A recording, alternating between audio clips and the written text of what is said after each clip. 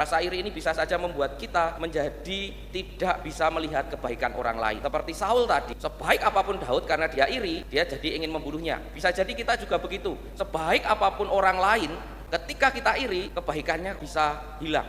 Yang muncul hal-hal yang mungkin jelek dan lain sebagainya. Ya sekarang ini sering terjadi, bahkan di negara kita itu banyak terjadi, banyak orang nyinyir tanpa alasan. Maka mari kita mohon kepada Tuhan agar kita dijauhkan dari sikap itu, agar kita tidak mudah menghakimi orang lain, atau agar kita tidak melihat orang lain itu jelek terus, tetapi kita bisa melihat kebaikan orang lain pun, kebaikan diri kita sendiri juga. Kuncinya adalah kita perlu sadar bahwa kita tidak bisa melakukan semuanya. Ada yang bisa kita lakukan, ada yang bisa dilakukan orang lain lebih baik. Maka dengan itu, dengan sadar diri itu, semoga kita dijauhkan dari rasa iri hati. Mari mohon kekuatan dari Tuhan, karena ini bisa terjadi pada semua orang, tidak hanya Saul. Jenengan, saya bisa saja seperti Saul. Marilah kita sambut perayaan Ekaristi dengan menyanyikan Bersoraklah Umat Kristus dari Puji Syukur nomor 642.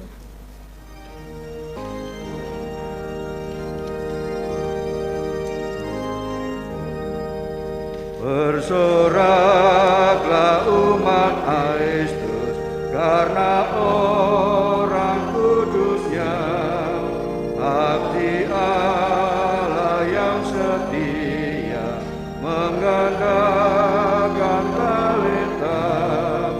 Bila tiba akhir hayat, Raja surga kan bersabda, mari hamba masuklah ke tempat bahagia.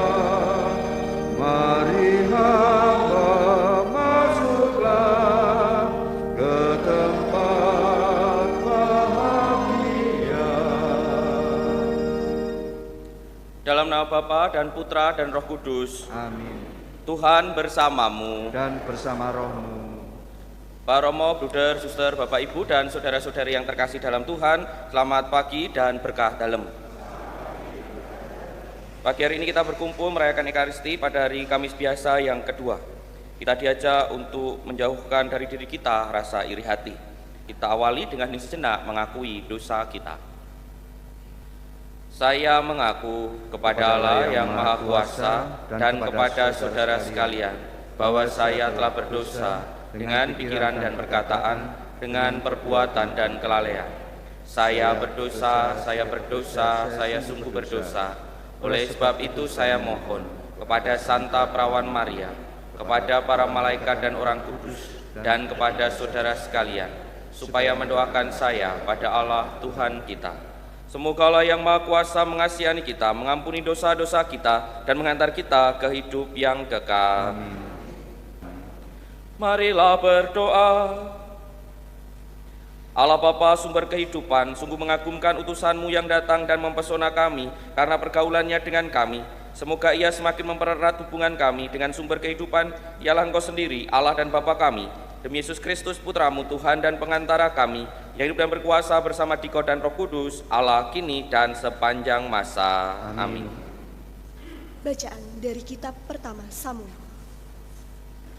Sesudah Daud mengalahkan Goliat orang Filistin itu, pasukan-pasukan Israel pulang. Maka di segala kota Israel, keluarlah wanita-wanita menyongsong Raja Saul sambil bernyanyi dan menari-nari dengan memukul rebana, dengan bersukaria dan dengan membunyikan gerincing. Dan perempuan yang menari-nari itu menyanyi berbalas-balasan, katanya, Saul mengalahkan beribu-ribu musuh, tetapi Daud berlaksa-laksa. Maka bangkitlah amarah Saul dengan amat sangat. Perkataan itu menyebalkan hatinya, sebab pikirannya, kepada Daud mereka perhitungkan berlaksa-laksa, tetapi kepadaku diperhitungkan beribu-ribu. Akhir-akhirnya jabatan raja itu pun akan jatuh kepadanya. Sejak hari itu, Saul selalu menaruh dendam kepada Daud.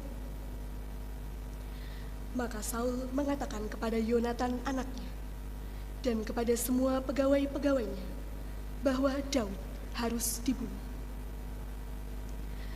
Tetapi Yonatan anak Saul itu sangat suka kepada Daud, sehingga Yonatan memberitahukan kepada Daud, "Ayahku Saul berikhtiar membunuhmu. Oleh sebab itu, hati-hatilah besok pagi, duduklah di suatu tempat perlindungan dan bersembunyilah di sana. Aku akan keluar dan mendampingi ayahku di padang tempatmu itu. Aku akan berbicara dengan ayahku perihalmu, dan aku akan melihat bagaimana keadaannya, lalu memberitahukannya kepadamu." Lalu Yonatan mengatakan yang baik tentang Daud kepada Saul ayahnya. Katanya, "Janganlah raja berbuat dosa terhadap Daud hambanya, sebab ia tidak berbuat dosa terhadapmu. Bukankah apa yang diperbuatnya sangat baik bagimu? Daud telah mempertaruhkan nyawanya dan telah mengalahkan orang Filistin itu. Dan karena dia, Tuhan telah memberikan kemenangan besar kepada seluruh Israel. Tatkala melihatnya, engkau bersukacita karenanya. Mengapa engkau hendak berbuat dosa terhadap orang yang tidak bersalah dengan membunuh Daud tanpa alasan?" Saul mendengarkan perkataan Yonatan, lalu bersumpah, "Demi Tuhan yang hidup, ia tidak akan dibunuh." Lalu Yonatan memanggil Daud dan memberitahukan kepadanya segala perkataan itu. Yonatan membawa Daud kepada Saul, dan ia bekerja padanya seperti semula. Demikianlah sabda Tuhan. Syukur kepada Allah. Mazmur tanggapan. Kepada Allah aku percaya dan tidak takut. Kepada Allah aku percaya dan tidak takut. Kasihanilah aku ya Allah, sebab orang menginjak-injak aku. Sepanjang hari mereka memerangi dan menghimpit aku. Seteruku menginjak-injak aku sepanjang hari. Bahkan banyak orang menyerbu aku dari tempat tinggi. Kepada Allah aku percaya dan tidak takut. Tuhan, Engkau tahu akan sengsaraku. Air mataku Kau taruh ke dalam kirbatmu. Bukankah semuanya telah Kau catat? Musuhku akan mundur pada waktu aku berseru. Kepada Allah aku percaya dan tidak takut. Haleluya, haleluya, haleluya, haleluya, haleluya,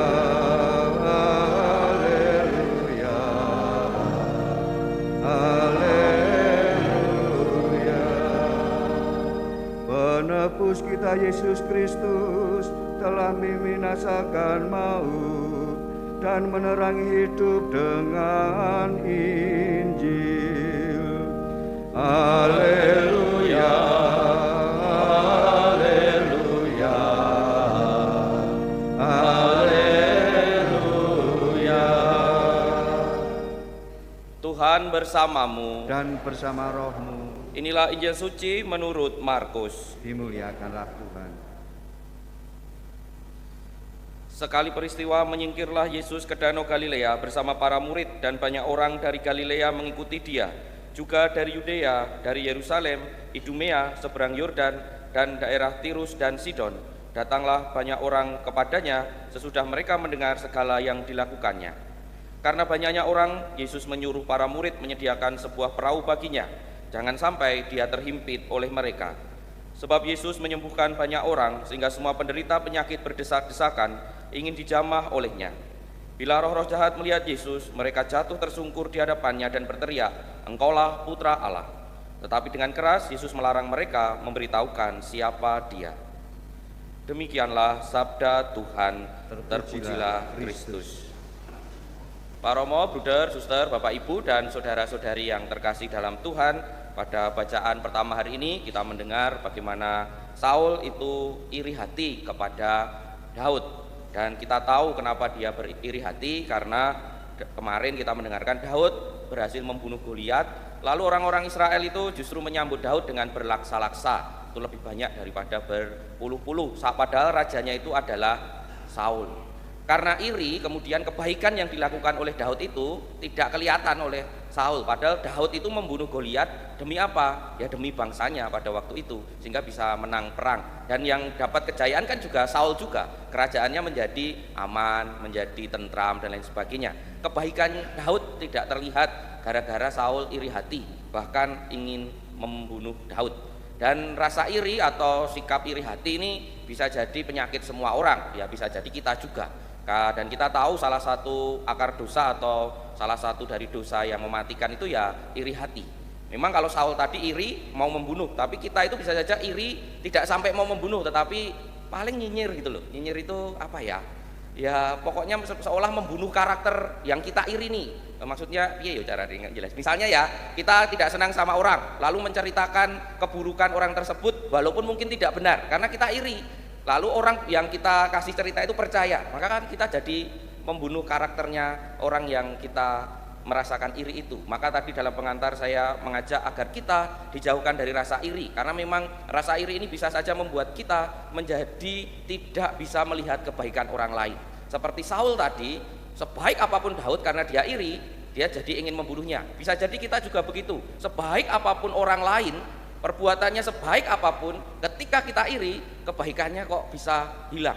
Yang muncul hal-hal yang mungkin jelek dan lain sebagainya. Ya sekarang ini sering terjadi, bahkan dalam pemerintahan kita, di negara kita itu banyak terjadi, banyak orang nyinyir tanpa alasan. Ya kadang-kala itu iri. Maka mari kita mohon kepada Tuhan agar kita dijauhkan dari sikap itu, agar kita tidak mudah menghakimi orang lain, atau agar kita tidak melihat orang lain itu jelek terus, tetapi kita bisa melihat kebaikan orang lain pun, kebaikan diri kita sendiri juga. Kuncinya adalah kita perlu sadar bahwa kita tidak bisa melakukan semuanya. Ada yang bisa kita lakukan, ada yang bisa dilakukan orang lain lebih baik. Maka dengan itu, dengan sadar diri itu, semoga kita dijauhkan dari rasa iri hati. Mari mohon kekuatan dari Tuhan, karena ini bisa terjadi pada semua saja, pada semua orang, tidak hanya Saul. Jenengan, saya bisa saja seperti Saul. Mari mohon dijauhkan dari sikap iri hati. Kita hening sejenak. Agunglah misteri iman kita, penyelamat dunia, selamatkanlah kami, karena melalui salib dan kebangkitan-Mu, Engkau telah membebaskan kami. Yesus berkata kepada si lumpuh, ulurkanlah tanganmu. Maka si lumpuh mengulurkan tangannya dan sembuhlah dia. Marilah berdoa. Allah Bapa sumber kasih sayang, kami bersyukur Putra-Mu telah mendatangi kami sebagai hamba. Kami mohon penyertaan-Mu sehingga Ia yang menjadi Putra-Mu dan kami pun dapat menjadi putra dan putri-Mu. Demi Kristus Tuhan dan pengantara kami. Terima kasih atas kebersamaan kita pada perayaan Ekaristi pagi hari ini. Mari mohon berkat Tuhan untuk perjuangan hidup harian kita. Tuhan bersamamu dan bersama rohmu. Semoga berkat Tuhan melimpah kepada kita semua, Bapa, Putra, dan Roh Kudus. Amin. Saudara-saudari, pergilah mewartakan Injil Tuhan. Syukur kepada Allah.